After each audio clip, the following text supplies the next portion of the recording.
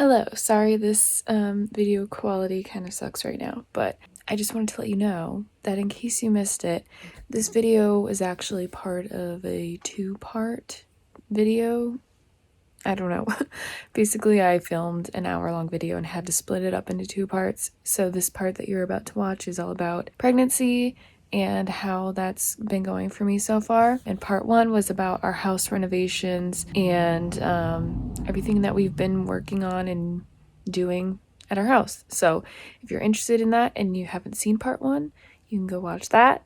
And then I just dive right in at the beginning of this video because technically it was all one video to begin with. But here's part two about pregnancy. Moving on to pregnancy. If you are here for the pregnancy portion of this video, you've made it. So since I haven't made any video about pregnancy yet, I figured I would just start from the beginning. Again, if you follow me on Instagram, I've talked a little bit about pregnancy and stuff since we announced it, but I haven't really posted a ton of stuff. So some of this information will still be new to you, even if you follow me. First, how I found out. If you don't know already, I have mentioned in previous videos and on my Instagram and stuff like that, that I had a miscarriage last year at 14 weeks. So Adam and I both kind of went through a lot with that last year, and I don't know, after that whole thing happened, mentally I was like, I want to just try again. I really want a baby. I'm ready. And emotionally, I don't think I realized I wasn't quite there. So I kind of stressed about it for a few months, like end of 2020 into 2021. And around the beginning of 2021, I decided, okay, for my mental health, I had to stop and not even think about it for a while because I was getting so upset every time I saw a negative test. I don't even know how to explain my mindset. It was not good. And I knew I needed to take time off. It was really hard to just give that up for a little bit, just not think about it. That was almost impossible. But finally, around the beginning of June, I really felt like I was in a much better place, and I felt like Adam and I were in a much better place. I mean, we were in our house. Yes, we were renovating, but at the time I thought we'd be done in a few months. So I was like, this is good timing. I'm in a better headspace. And I brought it up to Adam and I was like, hey, I think I'm ready to try again. And he was like, me too. So we decided to start trying again, and we got pregnant that month. So I knew this was coming. It wasn't a surprise to me or anything like that, but I was very surprised at how fast it happened. I thought it was going to take us a few months or something like that. I didn't know what to expect. The day before I took a test, I felt really anxious randomly, and I was trying to figure out what it could be related to. Was it work? Was it something going on in life? Was it the house? I couldn't figure out what it was, and I'm like, I don't think there's anything going on specifically that would make me feel really anxious. And then I thought about the time that I got pregnant in 2020. The day that I took my pregnancy test, then I had this really anxious feeling, so I just took a test, and that time it was positive. So this time when I was feeling really anxious, I'm like, could it be? I don't know if that makes any sense. And I didn't have any other symptoms really, so I just kind of doubted it. I was like, yeah, there's no way. But the next day I couldn't stop thinking about it. So I decided to take one of my really cheap tests from Amazon. And at this point, I think the date had expired on this test, but I really didn't think I was pregnant. So I was like, I'm just gonna take this one and see what happens. And I took it and waited the 3 minutes or whatever, and as soon as I looked at it, there was a very obvious line. And I was like, no, that can't be right? Because it's expired. Maybe there's something wrong with it. I was really excited, but trying not to get my hopes up. So I had to wait a few hours to take another test because I didn't have to pee again. I just chugged some water and then took a digital test the second time, and it was positive. Oh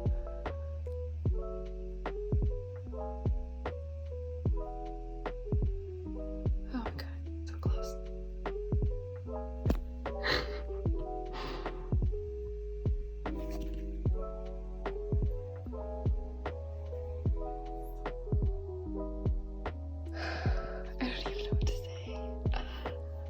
Upstairs sleeping, so I'm trying to be quiet. I don't even know.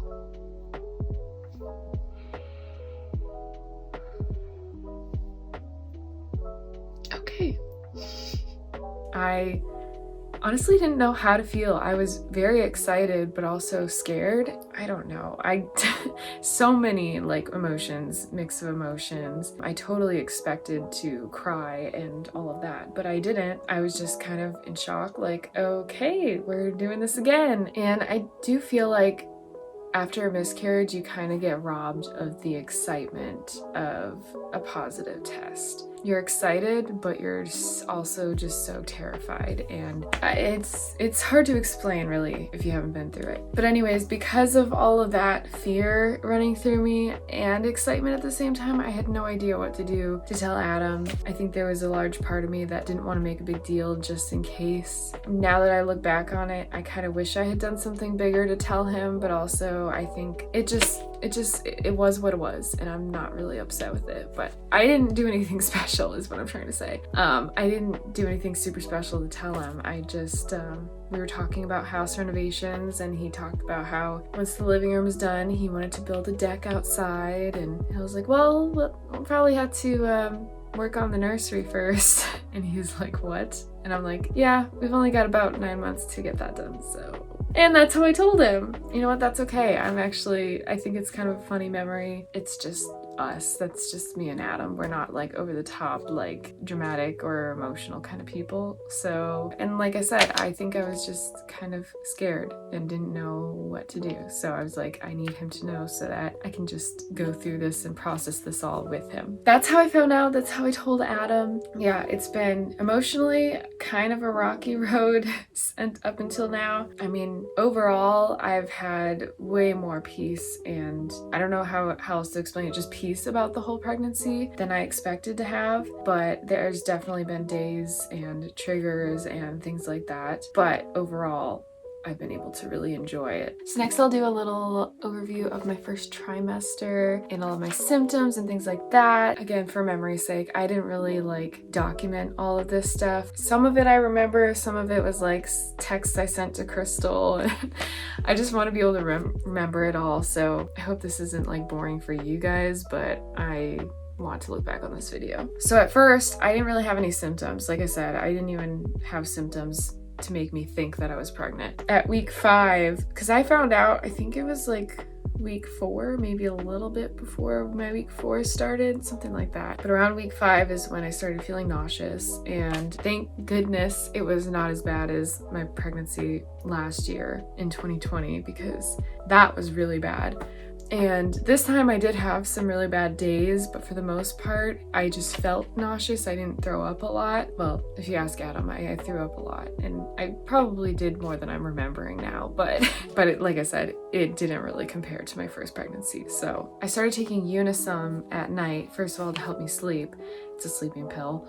And second, it seemed to help my nausea. If I took it at night, the next day I felt okay, like I could eat and stuff. And I would feel nauseous. My triggers would be preparing food, thinking about what I wanted to eat, strong smells. So I just kind of hated food for a while, but I had to eat, obviously. But like I said, the Unisum did help so that I could eat. I just wouldn't spend a ton of time thinking about what I had to eat. So every time Adam and I went grocery shopping, I would look for things that were like, I can grab this and eat it. I can grab this, throw it into the microwave and eat it. Like, I don't want to think about it. I don't want to prep food. That would make it worse. After a while, I started to doubt whether or not the Unisum was what was helping, or if I just felt better this time. So there were a couple days that I stopped taking the Unisum at night, or I didn't take the Unisum at night, and the next day I felt really bad. And there was especially one day I didn't take it because I was trying to like test it and see if I was starting to get over my nausea or not. So I decided not to take it, and the next day I was so sick I couldn't eat anything. I went like 24 hours not even being able to drink water without throwing it up. So I called my doctor and they prescribed me nausea medication just so I could start eating again and get back on a normal schedule of eating and taking the Unisum. So I was very grateful to have that medication. I had to take it during my first pregnancy, almost the whole first trimester. I was grateful to have it this time because, like I said, I had a few bad days, and that was nice to just take, especially when we had things going on that I didn't know how to get out of without telling people like, hey, I'm pregnant and feeling sick. It was a nice little crutch for me, but it helped me through a lot. So yeah, I think that whole nausea and everything was really my main symptom throughout my whole first trimester. I did have frequent trips to the bathroom, some in the middle of the night, stuff like that. I think I had maybe some headaches and things. I can't remember everything. And honestly, my brain has probably just like forgotten a lot of what happened. Around 8 weeks, I got my first ultrasound, and that was just so reassuring to be able to see the heartbeat and see the baby for the first time. Every appointment in my first trimester was super nerve-wracking, just like not knowing if everything was okay until, you know, I got there and they told me everything was okay. I guess I was just kind of waiting for them to say something was wrong every single time I went in, because that's how I found out about my miscarriage. It was called a missed miscarriage, meaning my body hadn't even realized it yet. So it wasn't until I went in for an appointment and they couldn't find a heartbeat that I found out. This time, like I said, every appointment I just felt so anxious, like I hope everything's okay. I really tried to keep my stress under control, and I think for the most part I did a good job, but I mean, it's really hard not to think about those things. But the first ultrasound, like I said, went really well. I got my first pictures of the baby.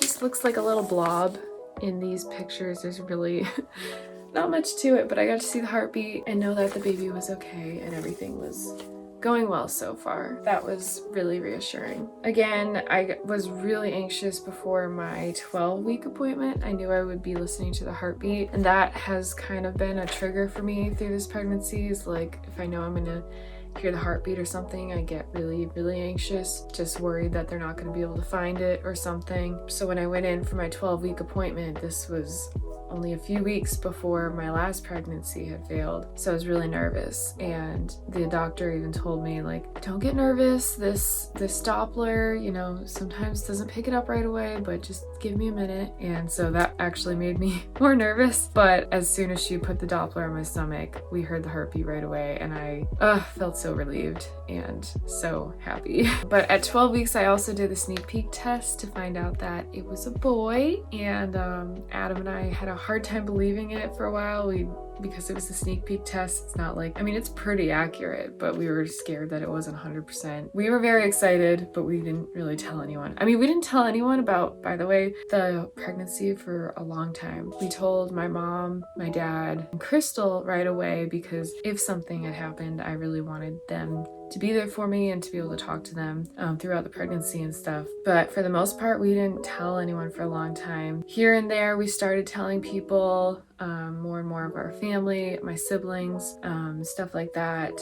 But we actually didn't even tell Adam's parents until I was about 19 weeks. So yeah, we waited a long time. We announced when I was like 20 weeks, I think. So yeah, even though we weren't ready to tell people about the gender, not many people knew we were even pregnant yet. So that made it a little bit easier to keep it a secret. But so that's about all the notes I have for my first trimester. I know I'm probably forgetting a bunch of things, even though I wrote down a list of what I wanted to say.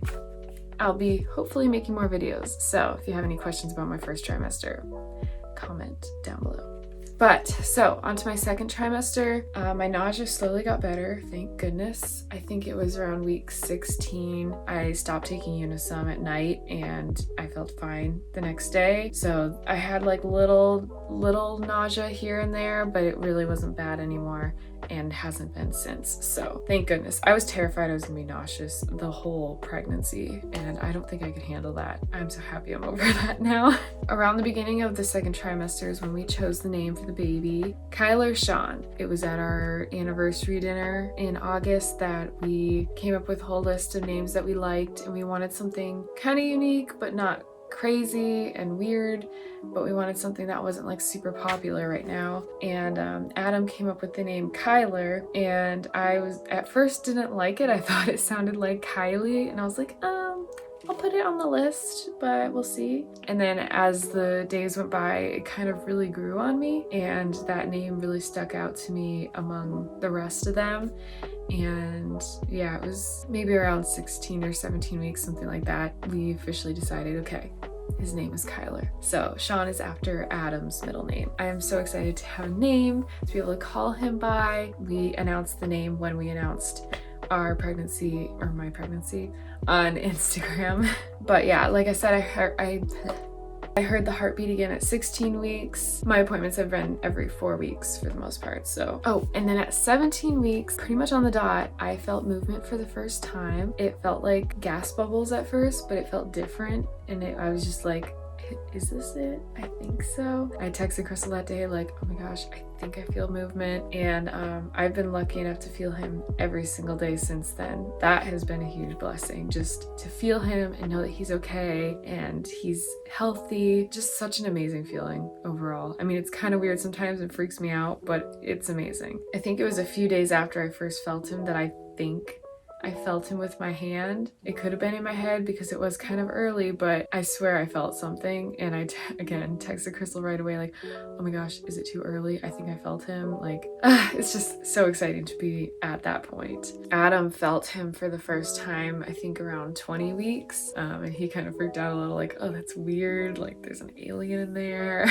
But like I said, it's just the best feeling to be able to feel him moving around, rolling, kicking me in weird spots and sometimes painful spots, but he's moving a little bit right now too. You must know I'm talking about him. Like I said, we waited until I was about 19 weeks to tell Adam's parents. We went to Florida with them. So from weeks 19 to 20, we were in Florida. We told them when we got there, and we had such a nice vacation, which may be the last vacation we take before the baby's born, which means it's the last one, like pretty much just the two of us before we have a baby to take with us, which is kind of crazy. So that was really nice and relaxing and fun to hang out with his parents and just talk about pregnancy and everything. And then when I got back from Florida, I had my ultrasound, the anatomy scan, and found out the gender officially, and then we believed it was a boy. Oh my goodness. Like, I can't get over that. I know. Look at how straight that leg is! So that's what he's been doing to me. That is hysterical. Oh my gosh. Yeah, so he just kicks you nonstop. Oh yeah. We know your secret, little man. Oh, and I got a ton of pictures this time. He was folded in half during the whole thing and just like kicking me like crazy. Very active. There's his little foot. Oh my gosh, he's so cute. I cannot wait to like actually see him. I pinned it up on the wall so that I can see it every morning when I wake up. And what else do I have? Yeah, so after we got our ultrasound pictures, we announced on social media, and it's been so nice to be openly pregnant and be able to talk about it finally. That's pretty much it for my second trimester. As far as symptoms, I've had a lot of back pain, not fun, makes it hard to sleep sometimes. Obviously my bump is growing. I will show you that in a second. I've had a big appetite, eating, snacking all the time, sometimes eating in the middle of the night. I always have snacks next to the bed just in case. I've had leg cramps. Thankfully I haven't had a lot so far, but I really hope I don't have very many at all because that was not fun. But yeah, I am up frequently at night, going to the bathroom multiple times a night. I've had some heartburn, stuff like that. I'm exhausted all the time, tired, just want to sleep. But that's about all the symptoms I've had though. I'm very grateful that I've had a somewhat easy pregnancy. I mean, some parts of it have definitely not been fun, but for the most part, I've been able to really enjoy this pregnancy. So that is pretty much it. Like I said, if you have any other questions, comments, leave them down below. Message me on Instagram, follow me on Instagram, all those things. And oh, my bump. So this is my bump, little baby boy. I have my first pair of maternity pants on right now. I feel like he hasn't fully popped yet. Although on camera, it looks smaller than I feel like it looks in person. You can definitely tell I'm pregnant instead of just looking bloated. But anyways, oh, that was a lot of work. This belly does make sleeping kind of uncomfortable. But anyways, yeah, this video is already very long and I have clips to add into it. So thanks for watching. I hope you enjoyed. I hope to be making more videos throughout pregnancy and finishing our home renovations and things like that. So let's cross our fingers that I actually continue doing videos. I really want to. Have a great night, day, whatever, whenever you're watching this, and I'll see you guys in my next video. Okay, bye. I went into our Amazon pregnancy test that had an expired date. Oh, freaking cramp in my leg. Where was I? Yeah. I mean, freaking leg cramp. Oh my goodness, that was stressful. So anyways, on to my second trimester. But yeah, like I said, my event, oh my god. I don't know if I want to say ideal, because I'm scared. Anyways. So yeah, thanks for watching.